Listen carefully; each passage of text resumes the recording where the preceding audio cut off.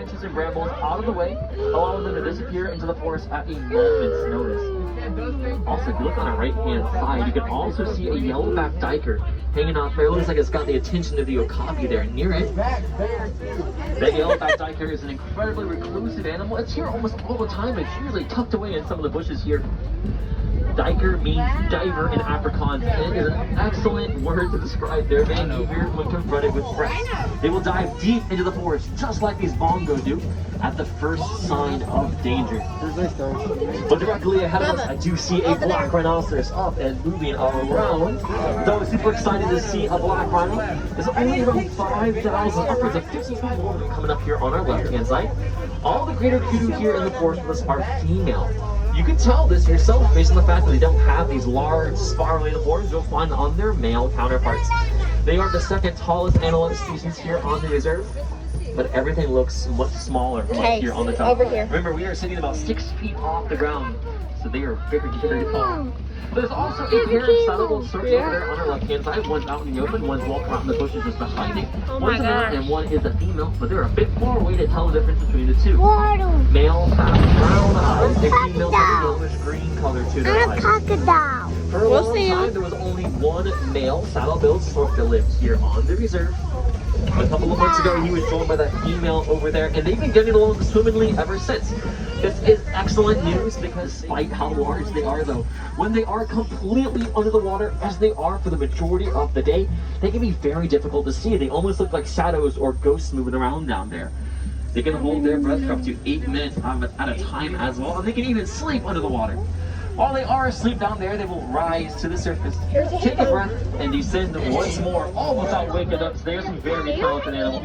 Don't let you live here on our left-hand side, already easy to see though. You might notice they have their eyes, ears, and noses right up on top of their flat heads. That allows them to keep the majority of their body under the water while still being able to breathe and keep an eye out on their surroundings. Look at this hippo with the old one right there. It's just the tip of her nostrils sticking up out of the water. We're also seeing this pod of pink-backed pelicans. They are the only pelicans to make their nests in trees, and they are colonial nesters. A pod of them in the wild can range from, they don't really swim, they will sink to the bottom of it. And to communicate over those distances, they use a sound called a wheeze honk. Every hippo has their own unique sound. Now down here on our left-hand side, these are the Nile crocodiles. Do you see them? One of which can grow to be as long as a giraffe is tall.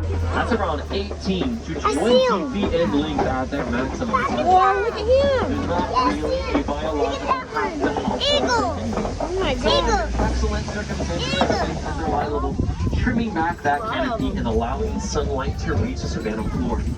This grows grass that will be food for some of the other animals that live out here with them.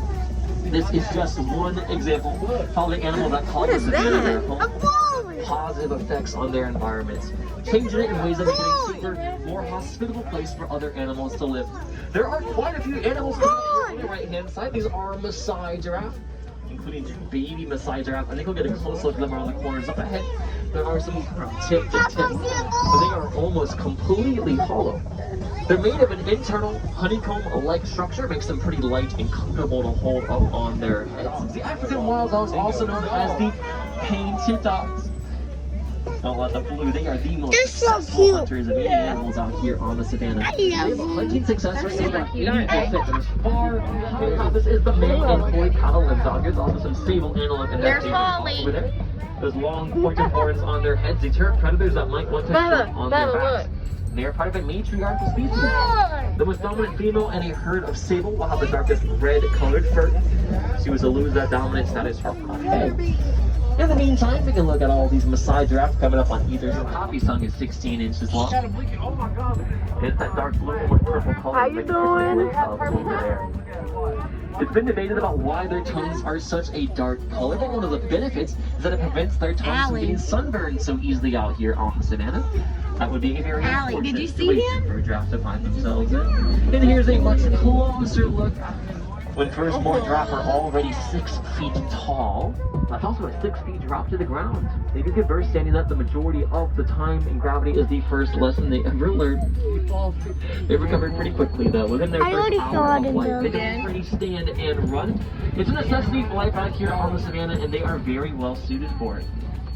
despite the long neck of a giraffe. It had a single file line of wildebeest from nose to tail. There was a million of them. That line was stretched from Orlando, Florida, past Toronto, Canada.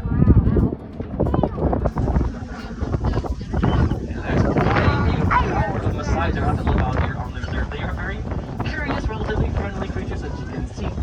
All kinds of them. But there are two of them over here on our right-hand side. Elephants are part of a matriarchal species, just like the sable antelope we saw earlier. But it's here, this one actually has some of that hay on top cattle. These are on this corner. We're also getting a very good look at one of the younger elephants over here on our left. My favorite thing about baby elephants, they are babies for quite a long time. They don't reach maturity until they're around 12 years old. That longevity does come with a price though. Mother elephants are pregnant with their babies for 20 greater flamingo here. Flamboyant is what you call a group of flamingo. It happens to be my favorite word to describe baby.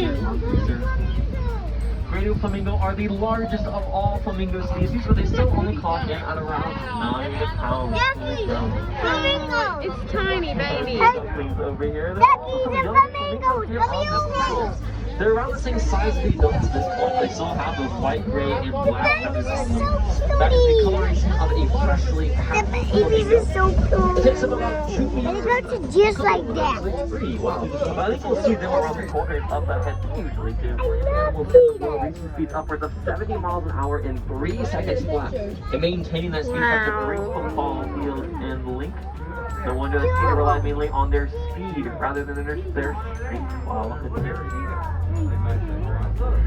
The water bus is the way over there. Actually drink about 85% more water than they need to. And for during the middle of the day, this is absolutely fine. Inactive around 20 hours out of the day. Not necessarily sleep that whole time, but until wake up, move around and find a nice, other nice warm place to lie back down. He lives here with 2 lionesses. I think we see at least one of them just behind him there. And these are also those white rhinoceros that I mentioned earlier. You see them on the right. As you can see, they've been rolling around in that mud pit we saw back there where those scimitar horn works. You can see that mud still caked on the sides of their bodies. These white rhinoceros. Look at her. Nala's the girl. Twice the size of a black rhino we saw in the little. So pretty, aren't they? Lionesses definitely Why would look the at doors lionesses. Yeah. Lionesses will do most of the hunting for their prize, while males will hang back, protecting their territory and their cubs. During the day, we see just about as well as lions do. But at night, their eyesight is about 6 times in this ball's about on our right-hand side. That's a little guy hanging out by himself. These goats can digest a lot more of the undergrowth around here that other animals might not be able to. This means they can graze over the same land the other animals have No, they're always little. grazed over. Now, this has been a very recent addition to the Harambe Wildlife Reserve. Not the, and it was named not little.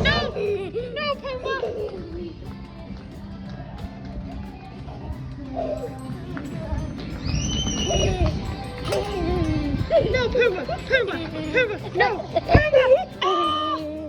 Pumbaa, what a nice tail you have. Turn around and show us your tail. Whoa.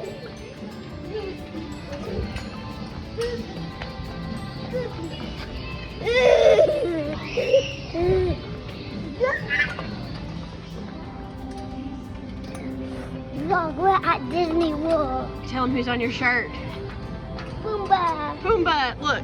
So he's got ears and fur, his hair. Uh-oh. Hanny, turn around and let us see your tail. Shake your tail. Oh, yeah.